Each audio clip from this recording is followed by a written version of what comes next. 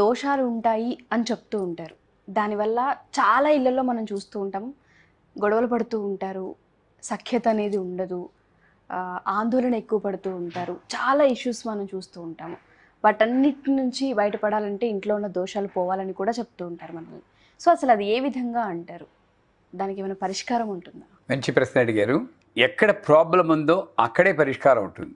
వీళ్ళు ఏం చేస్తారు, ఇంట్లో దోషం పెట్టుకొని బయటికి వెళ్ళి హోమం చేస్తూ ఉంటారు ఈ దోష పరిష్కారం కోసం. అది ఎక్కడ దోషం ఇంట్లో ఉంది. ఇంట్లో ఉంటే ఇంట్లోనే నేను ఏదో చెయ్యాలి. ఈ దోషం అన్నది మనిషికి ఉన్న బలహీనత ఏమిటంటే, తన దోషాన్ని ఒక గ్రహం మీదో ఒక వాస్తు మీదో పడేసి ఆనందించడం మన లోపం. నీలో లోపం ఉంది. ముఖ్యానికి చెప్పాలంటే లక్ష్మీ క్షీరసముద్రరాధనయామని పూజ గదిలో స్తోత్రం చేస్తూ ఉంటారు. ఇల్లు మాత్రం ఎక్కడ తీసిన తువ్వాలు ఆ కుర్చీ మీద పడేస్తూ ఉంటారు. బట్టలు ఎక్కడ ఉంటాయి, శుభ్రం చేసుకోరు. ఇక్కడున్నది అలక్ష్మి. మేజర్ పోర్షన్ ఆఫ్ ద హౌస్లో ఉన్నది అలక్ష్మి. పూజ గదిలో లక్ష్మి. ఎక్కడ సాగుతుందండి? దోషం ఎక్కడుంది? నేను ఇంటిని పరిశుభ్రంగా ఉంచుకోకపోవడమే దోషం. అంటే దానికి పెద్ద హోమం చేయాల్సిన పని లేదు. ఇంటిని ముందు పరిశుభ్రంగా ఉంచుకోండి, బాహ్య వాతావరణం. అందుకే ఈ పరిశుభ్రంగా ఉంచుకోవడానికి ఎక్కడ గంధం ఉంటుందో అక్కడ దేవతలు ఉంటాయని ఇంతకుముందు చెప్పుకున్నాం చాలాసార్లు. ఇంట్లో ఎప్పుడు సాంబ్రాణి పొగ వాసన ఉంటే ఇంట్లో దోషాలు చాలా వరకు, అంటే పరిసరాల దోషాలు పోతాయి. శుభ్రంగా ఉంచుకుని ఒక సాంబ్రాణి తీసుకుని ఇల్లంతా తిరుగుతూ, ఇది అసుర సంధ్యవేళ చేస్తే మంచిదంటారు. అసుర సంధ్యవేళ అంటే రాక్షస ఆలోచనలు. రాక్షసులు అంటూ ఇప్పుడు ఎవరిని మనం చూడం. మనమే రాక్షసులు, మనమే దేవతలు, మనమే మనుషులు. మనకి చెడ్డ ఆలోచనలు వచ్చినప్పుడు మనం రాక్షసులుగా మారుతాం. ఆ ఆలోచనలు ఎప్పుడు ఈ అసుర సంధ్యవేళలో వస్తాయి, చీకటి పెట్టడం. ఆ సమయంలో ఇల్లంతా తిరుగుతూ సాంబ్రాణి వేసి ఘంటానాదం అంటారు. శంఖనాదం, మృదంగనాదం, బేరీనాదం, వీణానాదం, తంత్రీనాదం, ఇవన్నీ కూడా దశవిధనాదాలు మంచి శుభాన్ని తెచ్చి, ఇవన్నీ ఏదో ఒకటి ఇంట్లో ఆ ఫ్లూటో మృదంగమో అవి పెట్టుకుంటే చాలా వరకు దోషాలు పోతాయండి. ఇది తెలియదు చాలామందికి. ఈ నాదము లేదా గంట, అది కూడా గడగడగడ మోగుకుంటే ఒక లయబద్ధంగా మోగిస్తూ ఈ సాంబ్రాన్ని పట్టుకుని ఇల్లంతా తిరిగితే ఆ గంధం వల్ల ఒక దోషం పోతాయి. ఒకటి. రెండు, ఇంటి గడప ఉంది, మెయిన్ గడప. మనం ఇంట్లో ఉన్నప్పుడు రకరకాలుగా మాట్లాడుతుంటాం, గొంతెత్తి మాట్లాడుతుంటాం. మనకి వాక్ ఇచ్చింది ఏ మాట ఎంతవరకు మాట్లాడాలో నియంత్రణతో మాట్లాడాలి. కోపం వచ్చి గట్టిగా అరుస్తుంటాం. నెక్స్ట్ జన్మ అంటూ ఉందో లేదో ఎవరూ చెప్పలేరు, కానీ ఈ జన్మలో మాత్రం అది వాయుమండలాన్ని కలుషితపరుస్తుంది గట్టిగా అరిస్తే. ఈ వాయుమండలంలో కలుషితమైతే అదంతా రాక్షసులు. వీళ్ళందరూ వెళ్ళి మనం నమ్మింది ఏమిటంటే ప్రధాన ద్వారం దగ్గర సెటిల్ అవుతాయిట ఈ ఎనర్జీస్ అన్నీ. అందుకే హిరణ్యకశిపుడిని నరసింహస్వామి గడప మీద పెట్టుకుని సంహరిస్తాడు. అందుకే గడప మీద కూర్చోవద్దంటారు పెద్దవాళ్ళు. ఈ గడప మీద ఉన్నటువంటి దోషం పోవడం కోసం ఇంటి గడపకి పసుపు రాస్తారు. పసుపు రాసి ఒక బియ్యం పిండి పెట్టుకుని కుంకుమ బొట్టు పెడతారు. ఇప్పుడు అంత ఓపిక లేదు. ఓ పెయింటర్ని పిలుస్తారు, ఒక స్లైడ్ పెడతారు, టకీమని ఒక కొట్టు కొట్టేస్తాడు. పర్మనెంట్ పసుపు అనుకుంటారు, తప్పది. అక్కడ పసుపు ఏది? రంగుకు చూస్తున్నారు మీరు.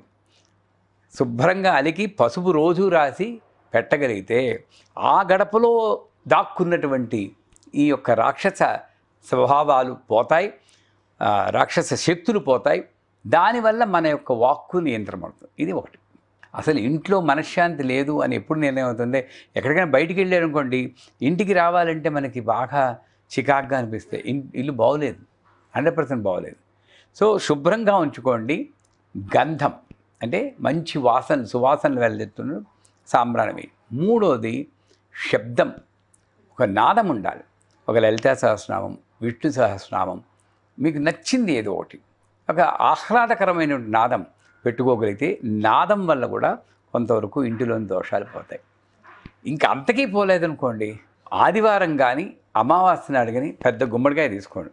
మళ్ళీ అక్కడ ఏ గుమ్మడికాయ అండి, బూడిద గుమ్మడికాయ, కూర గుమ్మడికాయ, ఈ బుర్ర గుమ్మడికాయ తీసుకుని ఇల్లు, సొంత ఇల్లు అయితే చుట్టూరా 3 ప్రదక్షిణాలు చేసి, అపార్ట్మెంట్ అయితే మెయిన్ డోర్ దగ్గరికి వచ్చి ఒక మంత్రం ఉంది.